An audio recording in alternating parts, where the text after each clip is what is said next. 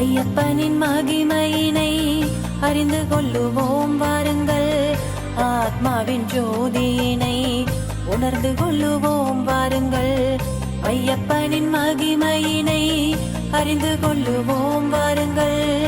ஆத்மாவின் ஜோதியினை உணர்ந்து கொள்ளுவோம் வாருங்கள்.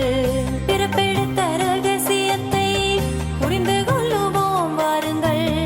அமர்ந்திருக்கும் அதிசயத்தை தெரிந்து கொள்ளுவோம் வாருங்கள். பிறப்பெடுத்த ரகசியத்தை புரிந்து கொள்ளுவோம் வாருங்கள். அமர்ந்திருக்கும் அதிசயத்தை தெரிந்து கொள்ளுவோம் வாருங்கள். ஐயப்பா சரணம் ஐயப்பா, ஐயப்பா சரணம் ஐயப்பா, ஐயப்பா சரணம் ஐயப்பா, ஐயப்பா சரணம் ஐயப்பா. ததரினனா ததரினனா ததரினனா தானனனா ததரினனா ததரினனா ததரினனா தானனனா. விரதமெனும் வேலியிட்டு வாழ்வை காப்பவனே, தூய்மை எனும் பாதையிட்டு உயிரை வளர்ப்பவனே. விரதமெனும் வேலியிட்டு வாழ்வை காப்பவனே, தூய்மை எனும் பாதையிட்டு உயிரை வளர்ப்பவனே. சரணடைந்த யாவரையும் சமமாக்குபவனே, உள்ளொளியை உயிர்ப்பிக்க வழி காட்டுபவனே. சரணடைந்த யாவரையும் சமமாக்குபவனே, உள்ளொளியை உயிர்ப்பிக்க வழி காட்டுபவனே. ஐயப்பா சரணம் ஐயப்பா,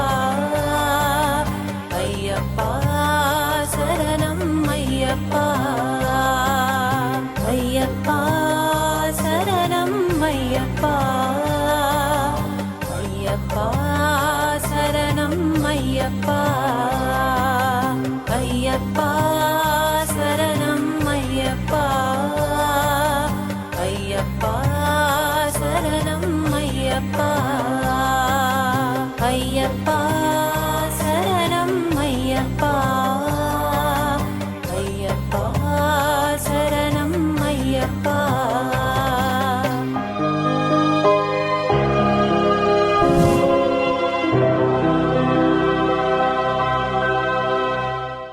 ஓம் சுவாமியே சரணமையப்பா, ஆரியங்காவு ஐயாவே சரணமையப்பா, அச்சங்கோவில் அரசே சரணமையப்பா, ஓம் சுவாமியே சரணமையப்பா. அன்பார்ந்த நேயர்களே, ஐயப்பனின் மகிமையின் இந்த நிகழ்ச்சியில் நம்மிடையே ராஜயோக மூத்த ஆசிரியை உஷா சகோதரி அவர்கள் பங்கு கொண்டிருக்கின்றார்கள். சகோதரி அவர்கள் கடந்த 35 ஆண்டு காலமாக இந்த ராஜயோக கல்வியை பயின்றும் பயிற்றுவித்தும் வருகிறார்கள். கேரள மாநிலத்தின் ஐயப்பன் பிறந்து வளர்ந்த பூமியான பத்தினாம்திட்டா மாவட்டத்தின் சேவை ஒருங்கிணைப்பாளராக இருந்து வருகிறார்கள். சகோதரி அவர்கள் நம்மிடையே இந்நிகழ்ச்சியில் பங்கு கொண்டு ஐயப்பனுடைய சிறப்புகளை நம்மிடையே பேச இருக்கின்றார்கள். சகோதரியை நேயர்கள் சார்பாக அன்போடு வரவேற்கின்றேன். வணக்கம் சிஸ்டர். ஓம் சாந்தி. ஓம் சாந்தி சிஸ்டர். சுவாமி சரணம். சுவாமி சரணம். சிஸ்டர், ஐயப்ப சுவாமிகள் பல வண்ணங்கள் இருந்தாலும் குறிப்பாக உடைகளில் ஆடைகளில் இந்த நீல வண்ணம், கருப்பு வண்ணம், காவி வண்ணங்களில் மட்டுமே உடை அணிவதனுடைய பயன் என்ன?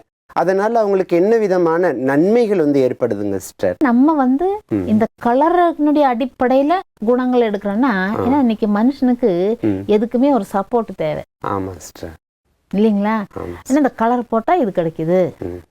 அப்ப அந்த ஒரு ஏன்னா மென்டலி வீக்கா இருக்காங்க, மனோபலம் இல்லாததுனால ஒரு சப்போர்ட். எப்படி சின்ன பிள்ளைங்களுக்கு நீ இந்த வருஷம் பாஸ் ஆனா உனக்கு சைக்கிள் வாங்கி தரேன், நீ ஸ்கூலுக்கு போனா உனக்கு நான் மிட்டாய் தரேன், அது ஏதோ ஒரு சப்போர்ட் கொடுத்து அவங்கள தள்ளி ஓடுற மாதிரி நம்ம இந்த மாதிரி ஒரு ட்ரெஸ்ஸை போடும் பொழுது இந்த ஒரு மனோநிலை வருதுன்னு நம்ம ஒரு நம்பிக்கை தான். சரி. ஆனா இந்த Dress போட்டா மட்டும் வர்றது அப்படி கிடையாது. எப்பொழுதுமே நம்ம அந்த மனோநிலை இருக்கணும். சரி சரி.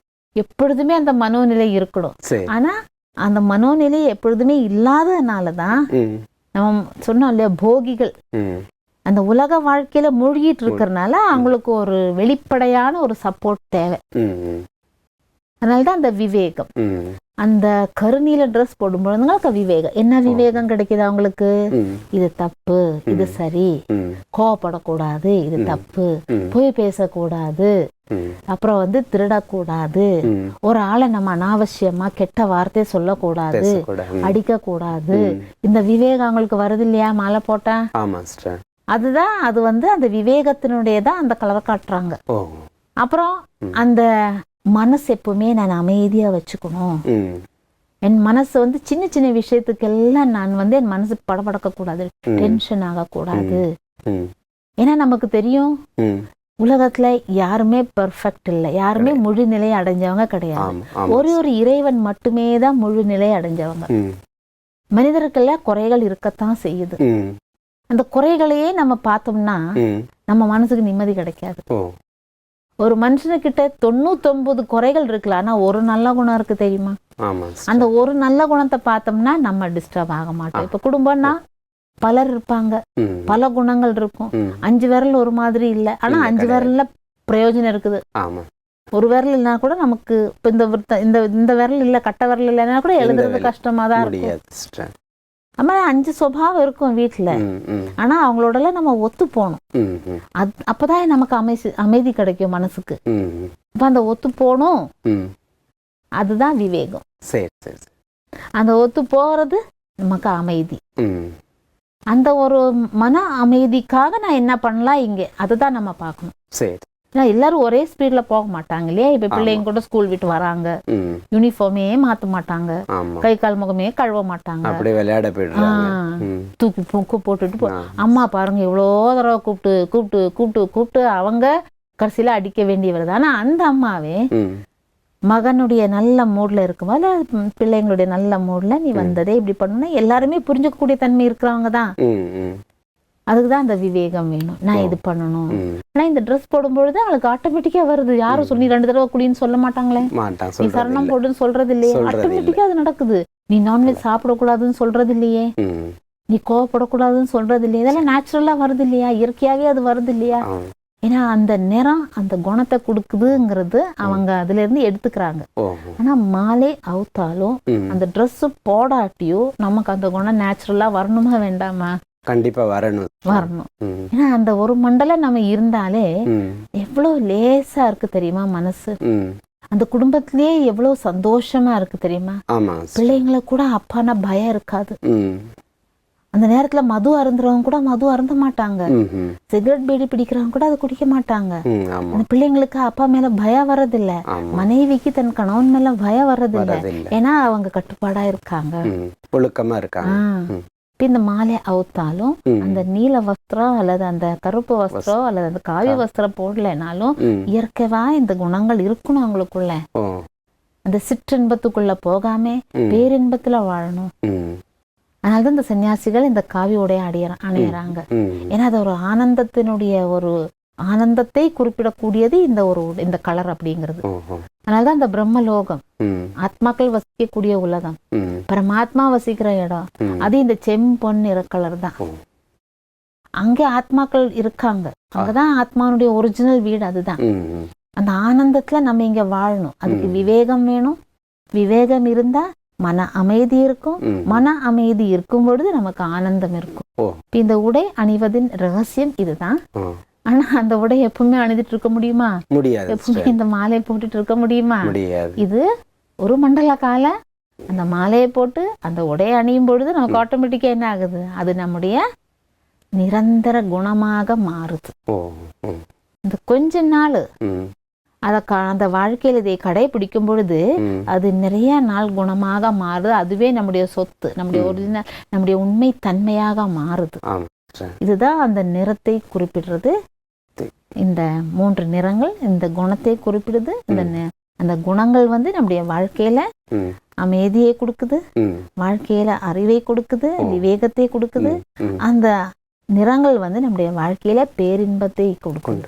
அதுதான் அந்த உடையினுடைய ரகசியம். சரி, நீங்க சொல்றத பார்த்தாக்க அக தூய்மைய, அகத்துல உள்ள ஆத்மாவில் உள்ள குணங்களை வெளிப்படைய செய்யறதுக்கு புற சப்போர்ட் வந்து நமக்கு அவசியமா இருக்கு. ஏன்னா நம்ம இப்படியே பழகிட்டோம். இப்போ புறத்துல இந்த மாதிரி நீல வண்ணம், கருப்பு வண்ணம், காவி வண்ண உடை அணிந்ததுனால புறத்தினுடைய சப்போர்ட் மூலமா அகத்துல உள்ள நம்ம ஆத்மாவுடைய குணங்களை வந்து நமக்குள்ள உணர முடியும், அனுபவம் செய்ய முடியும் அப்படிங்கறத நீங்க சொல்ல வரத வச்சு தெரிஞ்சுக்க முடியும். அது மட்டும் இல்ல, ஆத்மா அப்படிங்கறது அந்த சாத்வீக குணமுடையது. ஓஹோ, சாத்துன்னா 7 7 குணங்கள் இருக்கு. சாத்வீக குணங்கள் சொல்றீங்க. சாத்துனா 7 குணங்கள் ஆத்மால இருக்கு. என்னென்ன குணங்கள்? 7 குணங்கள். முதல்ல நம்ம சொன்னாலே விவேகம், ஞானம். ஞானம் ஞானம் அது குழந்தைகளே பாருங்களேன், அவங்களுக்கு அந்த ஒரு காது சின்ன ஒரு சத்தம் கேட்டது டக்குன்னு அப்படி பாத்துடுறாங்க. குழந்தைங்க நமக்கு பதிலே கொடுக்க முடியாது, அந்த மாதிரி கேள்வி அவங்க கேட்பாங்க. ஏன்னா எல்லாம் தெரிஞ்சுக்கணுங்கிற ஒரு ஆர்வம் அவங்களுக்குள்ள இருக்கு பாருங்க. இப்போ ஆத்மாவுடைய ஒரிஜினாலிட்டியே என்ன, உண்மைத்தன்மை என்னன்னா ஞானத்தை எடுக்கணும். அது ஒரு குணம். இப்ப எவ்வளவு ஞானம் நமக்குள்ள இருக்கோ அவ்வளவு நம்முடைய மூளை ஆக்டிவேட் ஆகுது. அந்த ஞாபக மறதி அல்லது மூளை காய்ச்சல் அல்லது மூளைக்கு அந்த ஏதாவது நம்முடைய நர்வஸ் சிஸ்டம் ஆக்டிவேட் எனர்ஜெட்டிக்கா இருக்குங்கறீங்க. ஆமா ஆமா. ஞானம் அது ஒண்ணாவது குணம். ரெண்டாவது தூய்மை. 7 குணங்கள். ரெண்டாவது தூய்மை. தூய்மைன்னா உடல் தூய்மை மட்டும் பத்தாது, மன தூய்மை. புற தூய்மை போல அக தூய்மை. மனசுதான் சுத்தமா இருக்கணும்னு சொல்றோம்ல நம்ம. அந்த தூய்மைங்கிற ஒரு குணம் நமக்குள்ள இருக்கும் பொழுது நமக்கு இந்த ஸ்கின் டிசீசஸ் எல்லாம் வராது. இந்த நம்முடைய இந்த இது என்ன சொல்றோம் இல்லையா, நம்ம இந்த தோல் வியாதிகள் எல்லாம் வராது. அந்த அரிப்பு போன்றவைகள் அதெல்லாம் வராது. தூய்மை இதெல்லாம் இறைவன் கிட்டதான் இருக்கு. நம்ம தியானம் பண்ணி அதை எடுக்கணும் நமக்குள்ள. நம்ம மனதை இறைவனிடம் செலுத்தி அந்த குணத்தை நமக்குள்ள நிறைக்கும் பொழுது சொல்றாங்க இல்லையா, தான் பாதி கடவுள் பாதி. நம்ம இந்த குணம் எடுக்கும்போது கடவுள் நம்முடைய நோயெல்லாம் மாத்திடுறாரு. மூணாவது நம்ம பார்க்கும் பொழுது அமைதி. நம்ம சொல்றோம் இல்லையா, மன அமைதி தான் வேணும், உடல் அமைதின்னு சொல்றது இல்ல இல்லையா. அது மூணாவது அமைதி. எவ்வளவு நம்ம அமைதியா இருக்குமோ அவ்வளவு நம்முடைய நுரையீரலுக்கு எந்த நோயும் வராது. அதனாலதான் நம்ம மனசு படபடக்கும் பொழுது மூச்சு அதிகமா விட ஆரம்பிக்கிறோம் இல்லையா. ஆமை வந்து 100 வருஷம் வாழுமா. ஏன் தெரியுமா? மெதுவா மூச்சு எடுக்குது, மெதுவா மூச்சு விடுது. நம்ம மூச்சு அதிகமா படப்படான்னு விடுறதுனால என்ன ஆகுது, நம்ம ஆயுசு குறையுது. ஹாஃப் பிரீத் பண்றோங்கிறீங்க, ஃபுல் பிரீத் எடுக்கிறது இல்லாதனால ஆக்சிஜன் நம்மளுடைய அடிவயிறு வரைக்கும் போறதுனால பிளட் பியூரிஃபிகேஷன் ஆகுறது இல்ல. அதனால நமக்கு நிறைய நோய்கள் வருது. சொல்லுவாங்க அந்த காலம், உனக்கு ஒவ்வொரு மூச்சு எண்ணிதான் விட்டுருக்காங்க, இத்தனை மூச்சு முடிஞ்சா நீ போயிடணும். நம்ம ரொம்ப சீக்கிரத்துல எடுத்து விட்டுடுறோம் மூச்சை. அதனால என்ன ஆகுது, நம்ம நுரையீரல் வந்து ரொம்ப சுருங்கி இருக்கு. அதனாலதான் இன்னைக்கு மூச்சு பயிற்சின்னு இருக்கு தெரியுமா. முதல்ல அந்த காலத்துல இதெல்லாம் கிடையாது. நல்லா 1/2 மணி நேரம் 2 மூக்குல எடுக்கிறாங்க விடுறாங்க, 1/2 மணி நேரம் மூச்சு பயிற்சி பண்ணா அப்புறம் முழு நாள் மூச்சு விடலனாலும் பிரச்சனை இல்லையா. அப்படி கிடையாதே, சீராக விடணும் நம்ம மூச்சு. அதுதான் அமைதி. மனசு அமைதியா இருந்தாதான்.